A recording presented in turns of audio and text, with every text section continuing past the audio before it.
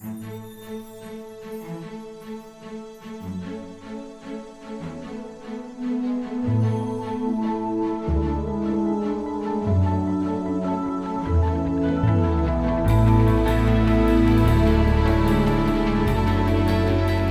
want to acknowledge our university and community supporters, the University of Iowa's international programs and the University of Iowa's honors program. They contribute vital time, talent, and logistics to this organization. I also thank the Stanley UI Foundation Support Organization for their financial support, and I thank today's special financial sponsors, Bill and Pat Supel, and Dave, Denise, and Mike Tiffany. Our programs are made possible by the financial support of these sponsors. Ron McMullen is the ambassador in residence at the University of Iowa Political Science Department. A native of Northwood, Iowa, Ron is a graduate of Drake University, earned his doctorate in political science from the University of Iowa. He has authored a number of scholarly works and is the three-time recipient of the State Department's Superior Honor Award. He has over 30 years of diplomatic experience and has lived, worked, or traveled in 100 countries. In Burma, he worked closely with Aung San Suu Kyi, I'm not sure I'm pronouncing that right, and pro-democracy groups. He helped prevent civil conflict in Fiji. He was shot at in Sri Lanka and helped train mongooses to detect heroin. There's more. He took Hillary Clinton on a tour of South Africa's Robben Island with Nelson Mandela. Amidst his foreign assignments, Ron was also a visiting professor at the U.S. Military Academy at West Point, where he taught international relations and comparative politics. Please join me in welcoming Ron McMullen.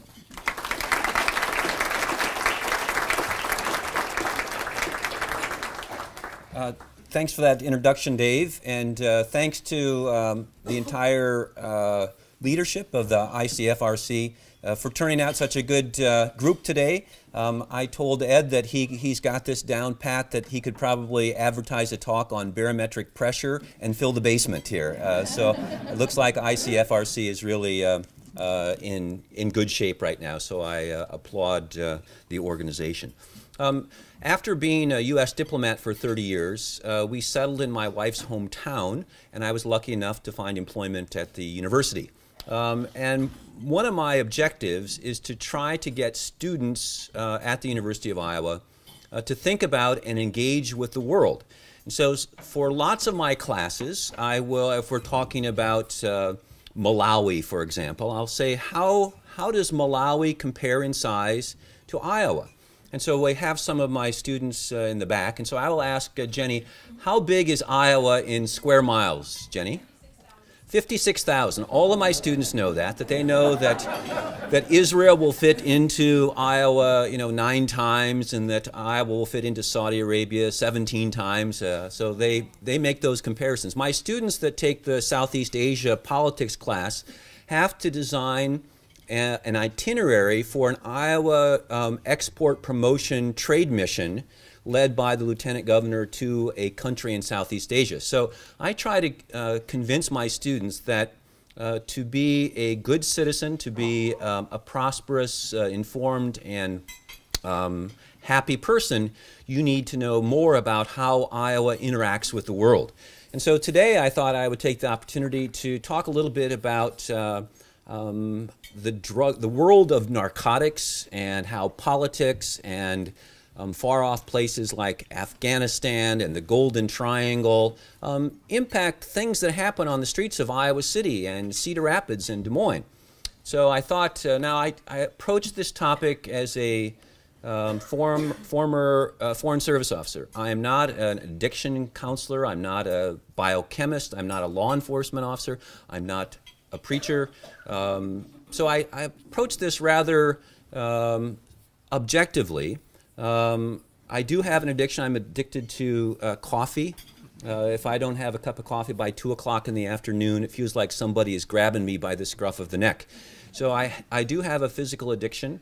I have taken Vicodin after some minor surgery once and was just amazed at the spread of euphoria and well-being and painlessness. And I thought, oh, this is really good stuff here. And I realized how dangerous it is. So today I thought I'd draw that connection between what we experience here in Iowa and some of the broader trends that we're seeing in the world, and particularly as it deals with narcotics and illegal drugs.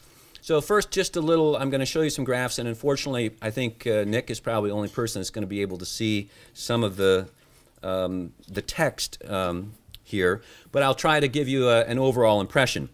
A little bit about what's the drug scene in Iowa like right now, and there's some good news and bad news. According to the state government, that Iowa has the second lowest rate of illicit drug use of all 50 states, so that's good news. And we have the 13th lowest rate of prescription drug abuse. That youth substance abuse has declined steadily over the last decade, and that meth labs are down about 90% of where they were a decade ago. Now, so that's good news. The bad news is that meth labs in Iowa are down because Mexican methamphetamine cartels have cornered the market. They have economies of scale and purity of production that somebody working in the abandoned back 40 acres in Iowa just can't master. So meth use is still a big problem. Meth treatment in Iowa ranks us 11th of the 50 states. So meth is still a big problem, but backyard meth labs are not so much. Iowa has, we exceed the national average in underage and binge drinking. Alcohol is still by far the most abused addictive substance in Iowa, and if anybody doubts this, just go down to the Ped Mall late on a Thursday night, and you'll be able to see it in action. Marijuana is a popular favorite, and concentrates, marijuana concentrates are becoming more prevalent. Overdose deaths from prescription drugs and heroin are nearing all-time highs.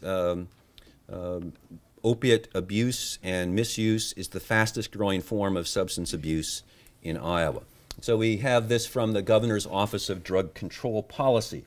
So here's a graph on opioid prescriptions in the United States. So in 2012, the United States pharmacists and doctors filled 216 million prescriptions for opioids. That's a lot. Since we have maybe 330 million people, it means that almost 2 out of every 3 people have had an opioid prescription filled in a year. And this has led to lots of abuse. These are national overdose deaths from opioids. And you can see, looking at these two graphs, they're very similar in trend, that it's a growing problem. In 2014, there were about 19,000 Americans that died as a result of prescription opioid painkillers. What the colors mean? Yep. This is male and female. Okay. Yep. So men are a little bit more susceptible to deaths from prescription opioids than women, but the trend is very similar to the overall prescription rate. So here is the same graph of deaths from heroin overdoses. And you can see that it's kind of an asymptotic curve starting in about 2010. It's just skyrocketing. So last year, or in 2014, about 11,000 people died of heroin overdoses. Now, unlike other drugs, heroin does not affect a particular organ. If you drink too much, your liver is going to fall out. If you smoke too much, your lungs are going to go bad. But you die from heroin not because it ruins your body, but it causes a reduction in respiration. And so if you take an overdose of heroin, you forget to breathe or can't breathe, and you die of asphyxiation. Apparently, either you feel you don't need to, your body doesn't do that automatically, or you're incapable of doing it. So heroin deaths are very much on the upswing. This is a graph of the price of heroin. The price of heroin has fallen drastically, and it's really surprising that it hasn't. This is from 2012, the last line here, and it's going to fall. If we had a more complete graph over the last 4 years, the price of heroin has fallen even further. In fact, in many cities in eastern Iowa, a 10 a one-day fix of heroin is about 1/8 the price of a prescription opiate. So and it's also a lot purer. So in the past, people who didn't like needles were unlikely to become heroin addicts because heroin addicts used to inject intravenously heroin. But it's become so pure now, thanks to this mushrooming production in Afghanistan, that you can snort or smoke heroin, which eases the entry into addiction. So we see that the price, while the price is low on this graph, it's even lower in reality because of the surging production of heroin from Afghanistan. And in closer to home, this is a little graph that shows drug-related overdose incidents in Cedar Rapids as reported by the Cedar Rapids Police Department. In 2012, heroin-related drug overdoses accounted for about 1/3 of all drug overdoses. And since then, the number has gone up a lot, and in overdoses and particularly in heroin overdoses, there are about 3 times as many heroin-related overdoses in Cedar Rapids last year than there were in 2012.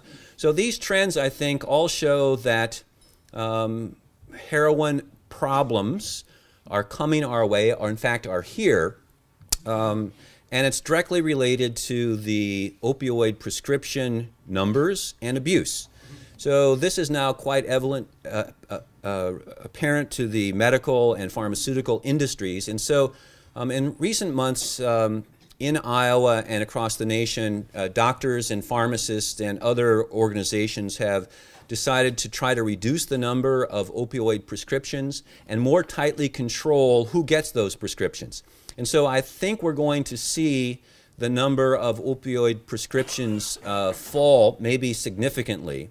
And as people who are abusing or misusing opioid prescription drugs find that it's harder for them to get a hold of, they will turn increasingly to heroin. Now, heroin is dangerous if you buy it off the street because you're never sure what's in that bag of white powder you're buying. If you inject it, you can get AIDS. If you're poor and can't afford it, you might have to rob or steal to get money to pay for it. But the worst thing is that you don't know what you're taking, whether it's 60% pure or 70% pure. And if you take a normal dose that you think is going to give you the euphoric high that you were hoping for, but in fact it's a much purer bag that you're using today, you could forget to breathe and die. So this is a major problem that's going to get worse in Iowa and across the U.S. This is a fellow, 30 years ago, Jane and I hiked through the Golden Triangle. I was posted in Sri Lanka, where I got a grant for $50,000 to train mongooses to detect heroin, which is really interesting. The Tamil Tigers were importing heroin from Pakistan and then further refining it and cutting it and selling it mostly to Southeast Asian arms dealers for money to fund the Tamil insurgency and separatist movement in Sri Lanka. So a guy who was on the narcotics police department in Sri Lanka said, "It's too bad we can't train mongooses because we've had such good interaction with them to keep cobras out of our backyard that." I said, "Well, I don't know, has anybody ever tried it?" So I had put together this grant proposal for $10,000 to train mongooses to detect heroin. And my boss at the embassy said, "This will never fly." I said, "Why not?" He said, "It's too little. Ask for 50. So I did. I asked for 50, got $50,000. Trained mongooses with the help of the National Zoo and the narcotics police to find heroin in shipping containers full of machine parts. The San Francisco Chronicle came out and wrote an article called Rikki Tikki Tavi versus Rin Tin Tin in Sri Lanka. It was kind of an interesting experience. So while we were in Sri Lanka, Jane and I went on vacation to Thailand. And in northern Thailand, we hiked through what has been known as the Golden Triangle. And for those of you who are geometry whizzes, know that a golden triangle is a triangle that has 2 angles at 72 degrees and 1 angle at 36 degrees, and is supposed to have all kinds of interesting properties. But the golden triangle in the drug world refers to the tri-border area where Burma, Laos, and Thailand meet. And it has been from the 50s until probably 2006 or 7, the center of heroin production for the world. And why it had to do with, in part, because of the Chinese Civil War. After the communists won the Civil War, some of the Kuomintang soldiers that couldn't make it to Taiwan retreated into northern Burma. Some also retreated into Nepal. And for a couple of years in the early 50s, the CIA was funding them to mount attacks to try to recapture China or keep the fight going. And the Eisenhower administration cut the funding to the Kuomintang, the nationalist Chinese troops in northern Burma. And they began to grow opium poppies and deal in heroin as a way to make a living. And so while we were hiking through, we slept one night in this Lisu village in northern Thailand. And the farmer whose barn we had slept in came out and very proudly showed us this sign that's the international symbol for prohibited and opium poppies. And we thought, oh, wow, that's good. He was quite proud of that. We got up and hiked, and in a field right outside of his farmstead, of course, we hiked through fields of opium poppies here. So he somehow didn't relate that this sign meant no opium poppies because clearly he was growing them right outside his farmstead. This was my first close-up introduction to opium poppies. So you have this beautiful red or sometimes white opium poppy that flowers, and the pod there that is left on the stem is scraped by the opium farmer, and it oozes a sap, and this sap then is scraped off the pod, and it is raw gum opium. And as you refine opium, it becomes morphine, which is named after the Greek god of sleep, Morpheus. And if you add some other chemicals to it, you can get heroin, which is a name that was created by the German pharmaceutical company Bayer, somewhat apocryphally after the Greek term heros or hero, because it gives you such a euphoric feeling that you feel like a hero. So Bayer actually sold heroin commercially from 1898 on, and it was actually supposed to, if you were afraid of becoming addicted to morphine, then you can take heroin and be okay. So this was prescribed to children and adults, and dentists gave it out with a toothbrush after you visited their dentist. So heroin, then it quickly became apparent that heroin was about 4 times more addictive than morphine. And by the teens and the 20s, it was outlawed in the United States and most other countries. So a couple of tours later, I was Jane and I lived in Burma, and here's a picture up in the Golden Triangle on the Burmese part of it, 2 decades after we had hiked through the poppy fields in northern Thailand. And these are soldiers of the Wa United State Army. After the nationalist Chinese, who had been the original drug lords in northern Burma, surrendered and were captured by the government of Burma, the Wa took over. The Wa are an ethnic group that straddled some of the border with China and Burma, and would sell their stuff into Thailand, Burma, and China, and into Laos. And the Wa were under great pressure from the government of Burma and the Burmese army, and eventually signed a peace agreement that they would get out of heroin production and stop fighting against the Burmese government. And I went up during a brief interlude of peace in that part of Burma, and met with some of the Wa fighters there, and we talked about what we could do to help the development of their impoverished area. As it turns out, they got out of heroin, as they promised to do, but what they did was got into meth. It's a lot easier to hide a meth lab in a shipping container or two than have a field of opium poppies that are exposed to aerial overflight for 4 months of the year. So while the Wa have signed a peace treaty, they've this last year there was some more fighting in that area.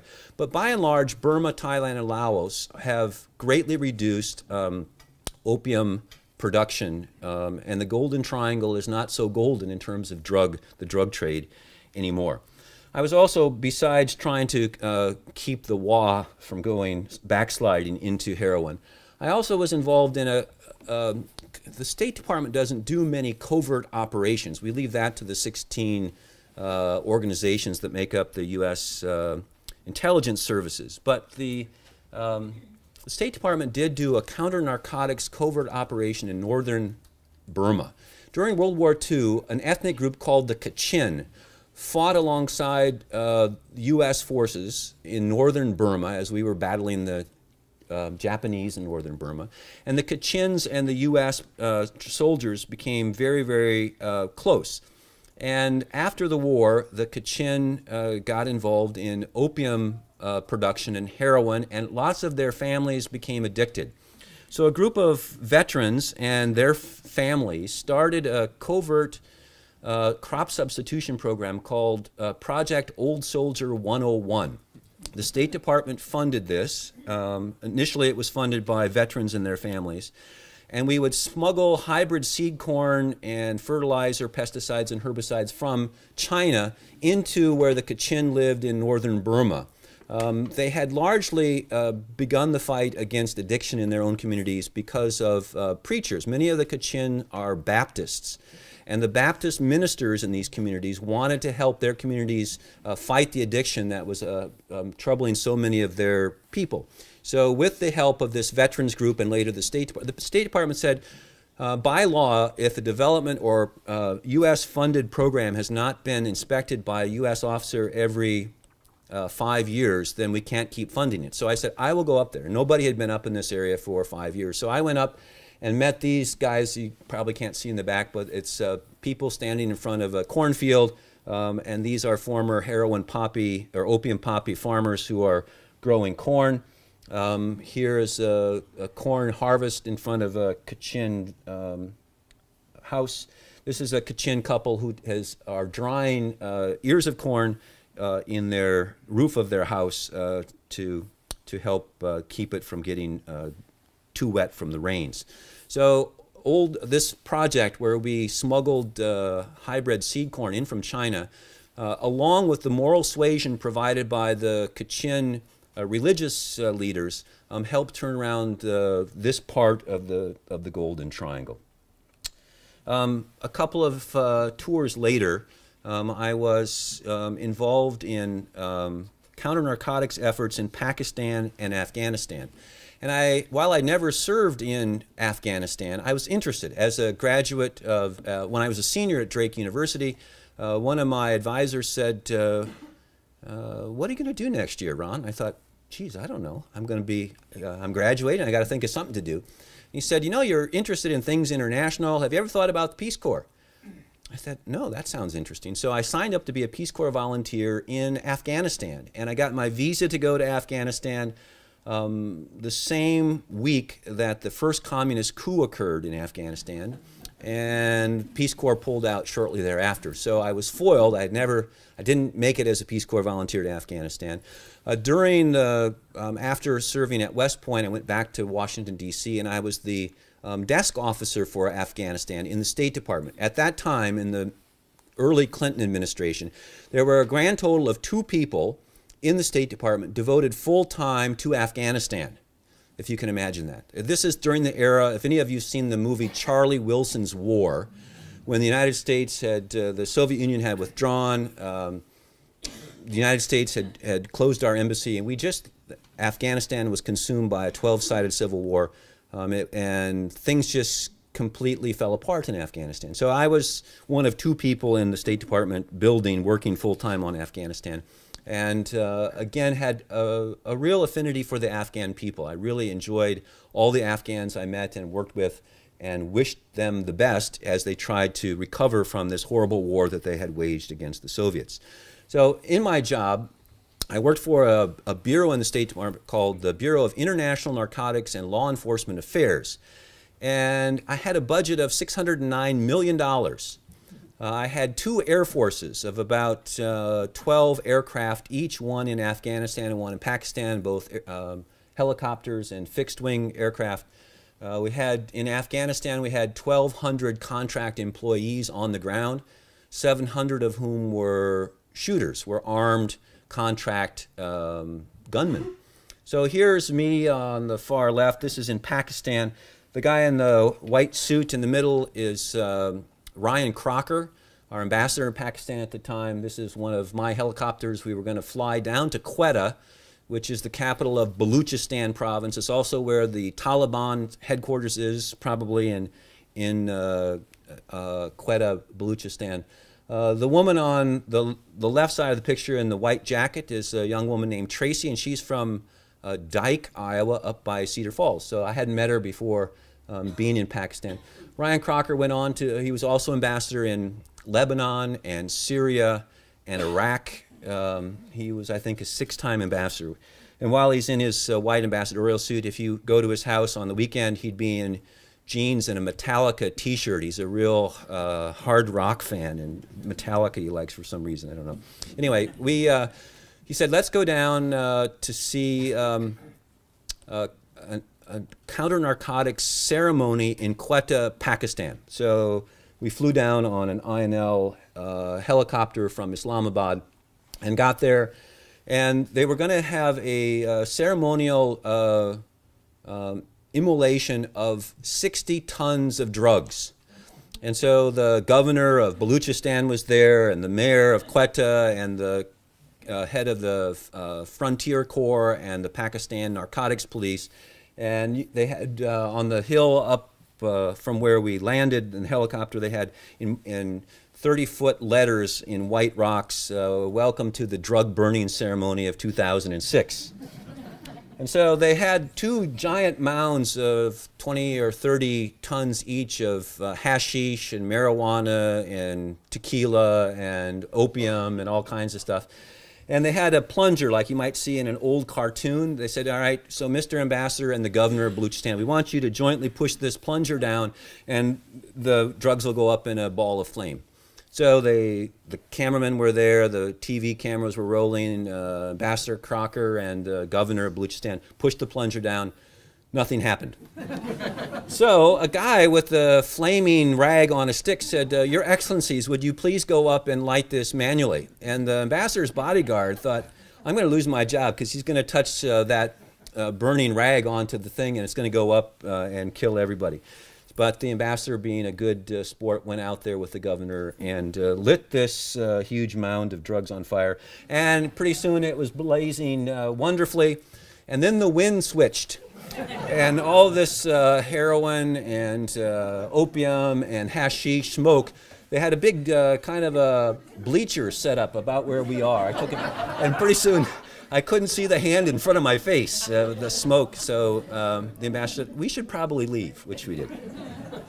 So from this ceremonial drug burning ceremony, we flew up to the border between Baluchistan and the Afghan province of Helmand, where my office was helping fund the construction of a series of hilltop forts that look like they're right out of a Beau Geste movie that sit on the Durand line, the disputed border between Afghanistan and Pakistan, to try to establish some kind of border control in this largely lawless area.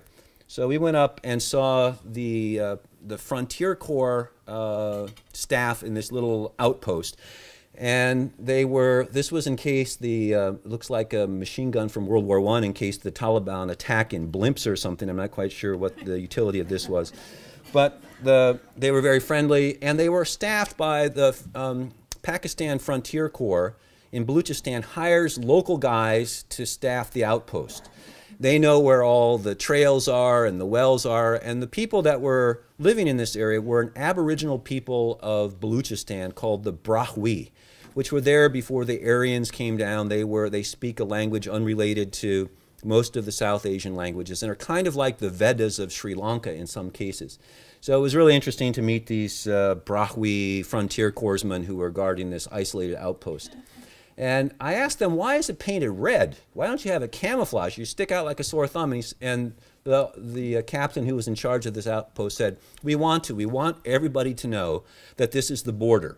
And we're not we're not going to try to defeat the Taliban militarily, but in fact, what they were trying to do was to funnel smugglers into valleys that were more controllable and observable, so they could stop people from going up over these rocky mountain ridges and into areas that they might be able to somewhat contain the flow of goods back and forth between Pakistan and Afghanistan.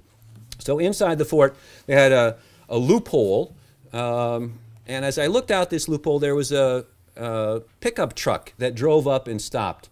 And I asked the frontier corpsman, I said, is that Afghanistan or Pakistan? He said, well, the truck is stopped about right where the border is. And I said, do you have contacts on the Afghan side? Is there a police or military or border control unit that you are in contact with? He said, no, we don't talk to anybody over there. And I said, why not? He said, well, this is the Durand line, and neither of our governments really like where the British drew it, so we have no contact across this border. So I said, you don't know if the guy in that truck is a policeman or a suicide bomber or a heroin smuggler. He said, no, we have no idea. We never talked to the Afghans. So I said, this is crazy. So I went back to Washington and began to work on some bridge building. I took 20 Frontier Corps officials from Pakistan and 20 police and military from Afghanistan and took them to the Marshall Center in Garmisch, Germany for a week of talking about how to coordinate better, how to build trust and bridges of communication. So when a pickup pulls up halfway between the border, you at least have some trust that you can call and know somebody on the other side of the border. So that was one of the efforts that we worked on in Pakistan. When I got to this office in Washington had asked for some help. And I said, why do you need help? He said, well, Afghanistan has just produced the largest opium poppy crop in the history of the world. I said, oh, that's not very good. What am I getting into? And so they said, yeah, but you're going to have 2 air forces and 1,200 people working for you on the ground in Afghanistan and big, really hundreds of millions of dollars. So I got into my office and I said, all right, how are we destroying opium poppies? He said, well, we have guys walk through fields and hit them with sticks. I said, what? This is crazy. What do you mean we have people walk through fields and hit them with sticks? I said, no, that's what we do. So the U.S. trained, equipped, and funded the Poppy Eradication Force, a special police unit in the Afghan police service. And when poppies were in bloom just before it was time to harvest them, these guys would truck down to Helmand and other provinces and walk through fields and hit poppies with sticks. And I said, is this the most effective way we can do it? And they said, well, we have tried to plow poppy fields with tractors, but when the tractors start coming, the poppy farmers flood their fields and the tractors get stuck. And I said, well, how do they flood their fields all of a sudden? And it's kind of ironic that this part of Afghanistan in the 1960s was the recipient of a USAID irrigation project. And so among many of the places in Afghanistan, this is the best place to grow poppies because of this USAID-funded irrigation system. And they can quickly flood a field if you were going to drive a tractor in and plow their poppies under. So they were doing this.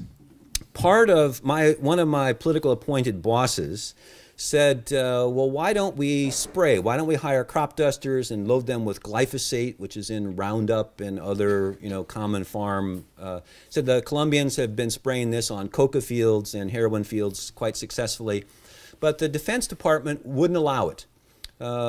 Senior officials in the Pentagon said, you are not going to spray chemicals from airplanes on a country with tens of thousands of U.S. troops, period. Now, President Bush was kind of in favor of this, but he wasn't going to go to the mat with the Defense Department about this. And so we never were able to convince the U.S. government, let alone the Afghan government, to go with aerial eradication.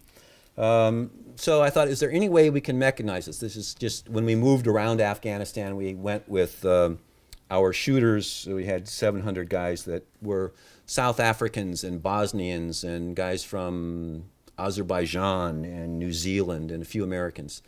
And here's, I'm wearing a Minnesota baseball cap. I went to Minnesota for a master's degree. I didn't have an Iowa cap with me on this trip. But we were flying up to a place in northern Afghanistan on this one of our helicopters. So the guy on the far left of the picture was the one that wanted to do crop dusting. Here's where most of the heroin is grown. The bright red produces about half of the world's heroin. And I said, how about if we mechanize this? So couldn't spray, so we got, I bought 50 ATVs, quad bikes, and shipped them over and trained the poppy eradication force to drag iron bars through opium fields. And they did more, and their best day was more than the entire previous season's manual eradication. And so that year we eradicated 19,000 hectares of poppy. And the next couple of years, because of the increased risk of eradication, farmers planted less poppy. I wasn't happy with the central police force eradicating poppies all over Afghanistan. So I went to Condoleezza Rice and I said, what we're doing is crazy, it doesn't work. And she said, what should we do? And I said, we should have a large-scale incentive program to get Afghan provincial administrations to eradicate, to convince people not to grow opium poppies and reward them if they reduce from a baseline level down. And I had 20 minutes with Secretary Rice. She said, that sounds like a good idea, let's do it. And I used an example from my boyhood in Northwood, Iowa. One summer we had an infestation of pocket gophers in my hometown. And the city did not hire a foreign company to come in and manage, equip, and train a gopher eradication force. They just put a bounty on the gophers, and we 11-year-olds in town went out and trapped them and got the bounties and made a lot of money that summer. And voila, no gopher problem. So this program of incentives to get provincial governments would be promised roads and clinics and schools if they reduce the amount of opium won the policy debate. The Obama administration then came in just after my conversation with Condoleezza, and President Obama switched, suddenly was not interested really in reducing poppy production, and focused increasingly on demand reduction in the United States, treating drug addiction as a medical problem and psychological problem and a community-based problem, which was needed because that part of counter-narcotics had been underemphasized by the Bush administration. But as a result, it meant that eradication was not a priority.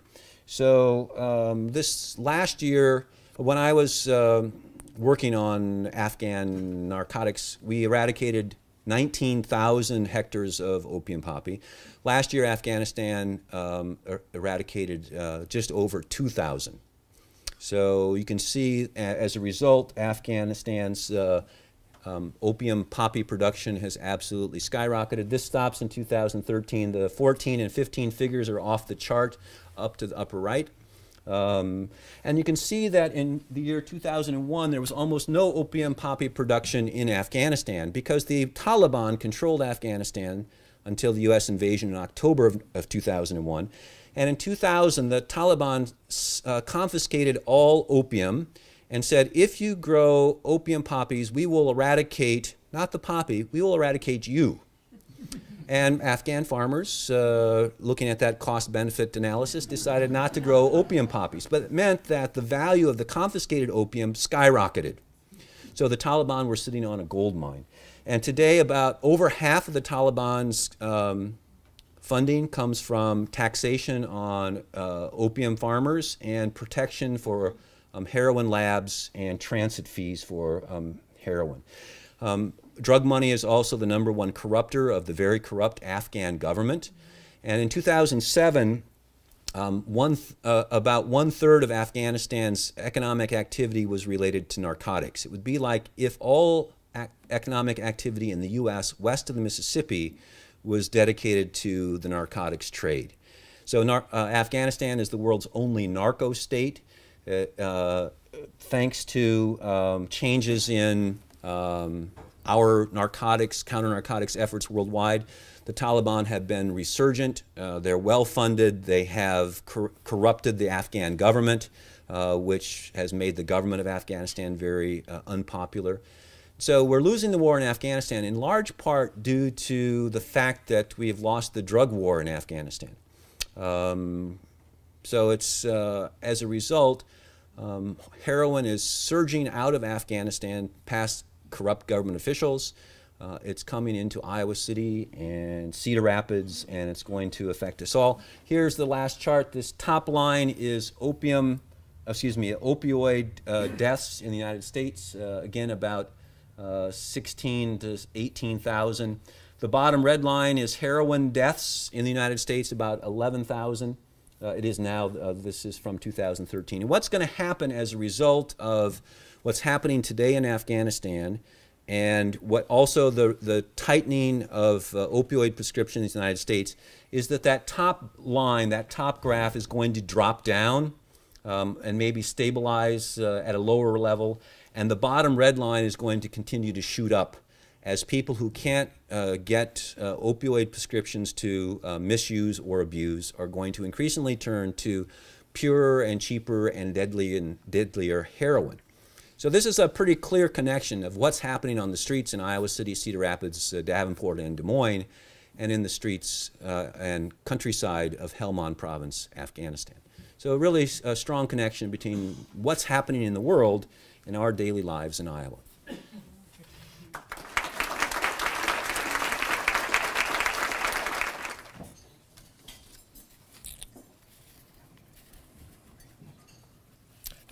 Were the mongoose successful in finding opium?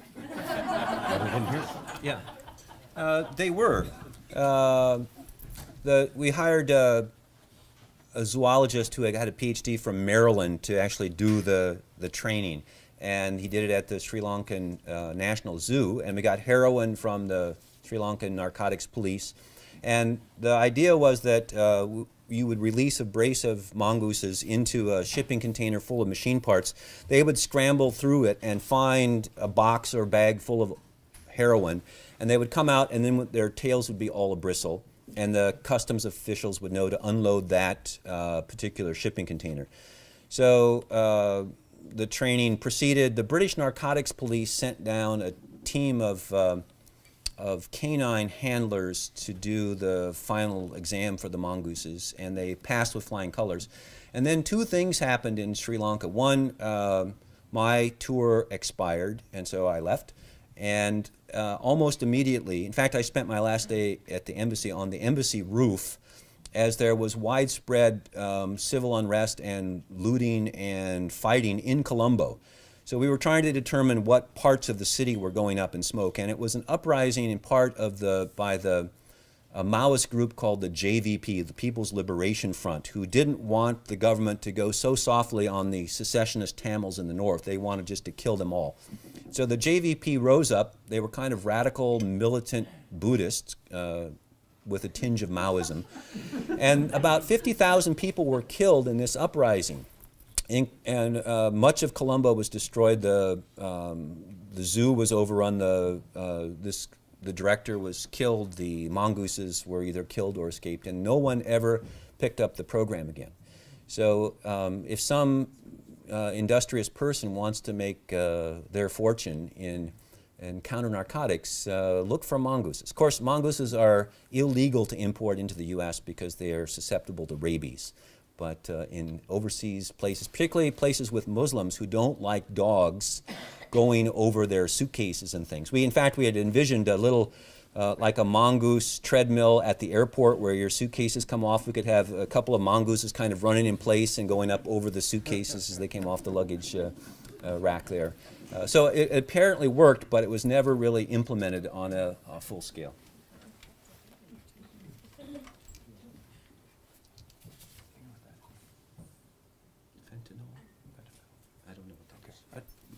I will. This question asks, does heroin use relate to any certain socioeconomic class or characteristic, or is it a classless drug? You know, I don't know. From the Rolling Stones to homeless people. I think you get multimillionaires who become addicted. You get professionals who get addicted because of introduction to prescription opioids. So I don't know about the socioeconomic profile of the typical heroin addict in the U.S. Does anybody have a sociological profile on heroin addicts? I'm sorry, I don't.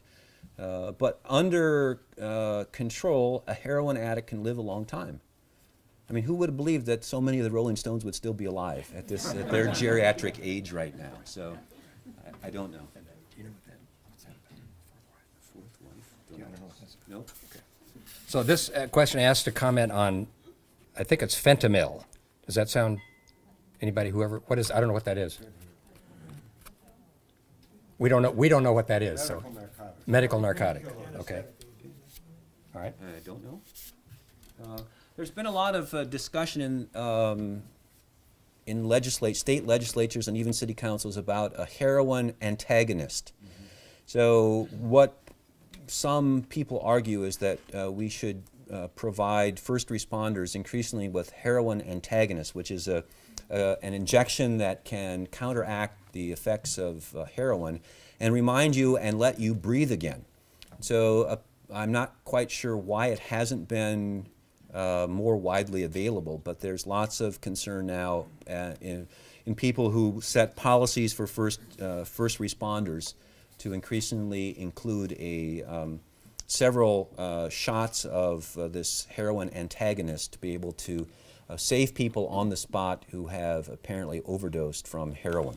So I don't know if Iowa City has a policy. The governor has signed such a law. Right. So yeah. So it's been in the news in Iowa, and I think that's again another sign that heroin abuse is a growing concern for Iowa.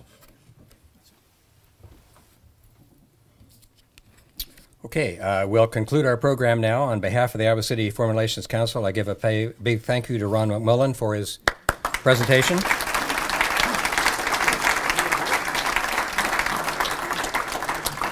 I also thank our sponsors, the University of Iowa's International Programs, the University of Iowa's Honors Program, Stanley UI Foundation Support Organization, for their generous support. And we thank today's financial sponsors, Bill and Pat Supel, Dave Denise, and Mike Tiffany. And we thank City Channel 4 for making our programs available to viewing audiences. And Ron, as a small token of our appreciation, we have the coveted Iowa City Foreign Relations Council mug. All right. Ron has the largest collection in eastern Iowa. Thank you, Dave. Appreciate it.